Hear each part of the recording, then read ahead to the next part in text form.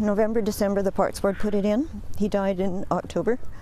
Hadden Park in Vancouver is a special place for Marg Zibin. She comes here to think about her husband Steve, who died 9 years ago.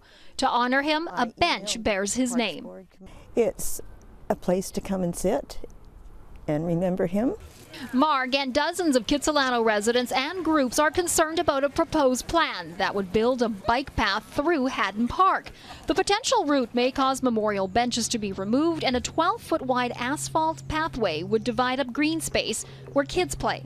We play on these parks every day, and there's bike lanes both sides of this park. It doesn't really seem right. Where they're planning on putting it is silly. It'll basically leave the park only basically usable for cyclists. I'd like to introduce Megan Carville-Davis, the petitioner on this file. Thank you, Megan. Earlier this week, a lawsuit was filed by Megan Carville-Davis, and today BC Supreme Court issued an injunction stopping any construction of a separated bike path through Hadden Park. The first time that they actually stopped and were willing to listen was when we put a lawsuit in.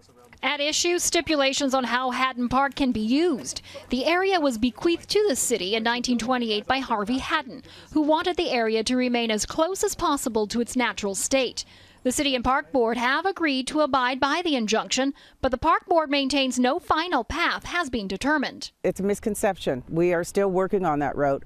I think at this point right now, because there is there's a legal process in hand, so we're looking at, because of the Hadden deed, we are going to, put the hold button on. The entire consultation process in the City of Vancouver speaks to the fact that Vision Vancouver is not listening to the public.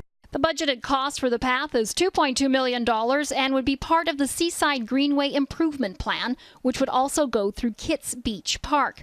A court date will be set for next year, but for Marg, she hopes she can continue to come and sit with her husband. I had my fingers crossed that saner heads will prevail, that the bike path does not go through the park.